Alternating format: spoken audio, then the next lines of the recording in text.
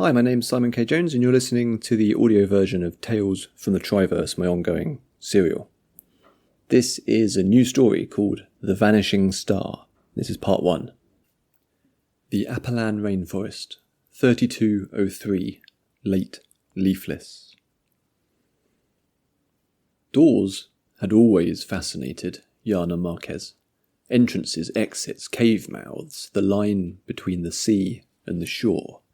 The flap of a tent, the lintel above, the threshold below, the empty space in between. They delineated realities between danger and security, between home and abroad, interior and exterior. Doors controlled communication and travel and knowledge, and whomever had their hand on the handle ruled supreme. All doors were portals from one space to another. The Triverse portals were doors that possessed a greater appreciation for the dramatic. Jana had never been satisfied with the academic or scientific understanding of dimensional portals. The former tended towards the quaint, while the latter clutched at assumptions, untested hypotheses, and magical thinking. The rainforest was entering a new season, such as they could be discerned. A little less humid, the fauna less excitable. It was generally more tolerable, especially for Jana, who had not grown up anywhere close to that latitude. Parfelion, her city, sat at the perfect geographical coordinates, not too cold in the winter, very warm but not uncomfortably so in the summer. Weather generally kind, ideal for crops, low risk of flooding or storms. Its location was a factor in the city-states becoming a beacon of hope in the sea of regressive and uncoordinated regimes across Palinor. The Apalan region, which straddled the equator, was as far removed from Parfelion as was possible, especially this deep into the jungle, where everything wanted to eat you, and there was no going for help. That was the point, of course. It wasn't possible to find anyone in the Apalan rainforest who didn't want to be found, and even then, the odds weren't favourable. It was difficult to grasp the sheer immensity of the rainforest, which was larger than the states of Brulia and Lern and Parfelion put together. It spread over a region considerably larger in size than all the nations of mid-Earth's Western Europe. Much of it was impassable. At its deepest points, there were rumoured to be ancient Ainfa tribes that had never made contact with the outside world. In their own way, those people had chosen not to walk through the doors available to them, remaining within the bounds of their immediate experience. Jana wasn't built that way. She wanted to open every door, throw open all the windows, to move freely wherever and whenever she wanted.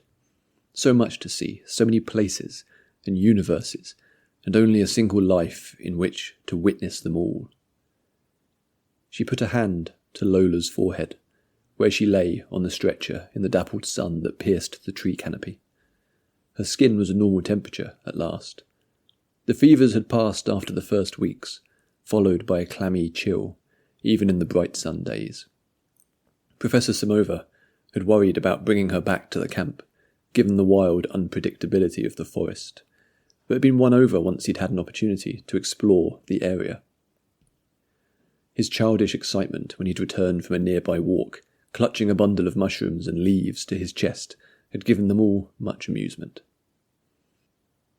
Every day they wheeled her in and out of her tent, so that she could be in the open air. Perhaps she felt the sun on her skin, perhaps not. Lola remained comatose, entirely silent and still, save for the slow undulation of her breathing. Jana wondered what doors were locked in her mind. What was preventing her from returning to them? Darila was a constant presence by her bedside, at least when she wasn't away on missions. Upon her return to camp, Darila would seek out Lola before greeting anyone else. She bathed her, dressed her, cut her hair and her nails. Jana could see the pain etched into Darila's face, the guilt that their positions were not reversed. Lola Stiles, the detective turned rebel turned experiment. She was Samova's test paper, and he was writing it day by day. He was occasionally giddy at the opportunity, and tried to hide his good fortune before anybody noticed. Yana noticed. He'd no doubt have hired a vain Ka years earlier if he'd had the imagination. That was unfair. The man's expertise had saved Lola's life. They were all grateful for that. If they hadn't extracted Samovar from the clutches of the city guard, it could all have played out very differently. Though she'd not been one of them for long, the attack on Lola had set them all back. Christian had withdrawn to his tent for days after their return, speaking to no one. Lycasra had sat on the edge of the camp, smoking a long pipe and stewing in their own thoughts. The rebellion had hit a critical juncture. They'd had some success, freeing several city-states. No longer an upstart, ragtag group of troublemakers, they were undeniably a force to be reckoned with. But the wider group had splintered, more than anticipated, the cells pulling in different directions, weapons without a clear target. Her father was becoming nervous, worrying that he'd unleashed something that had slipped entirely from his control. Much like she had done all those years ago, she'd walked out of the door of the palace in Parthelion and had joined the rebellion, her first true crossing of a threshold. She wanted more. Yana could not stand that the Brulia London portal had been closed, barricaded by ignorant people of wealth and power who saw it as a political device. As the most consequential of all doors, the most vital of all transitions, the portals had to be open.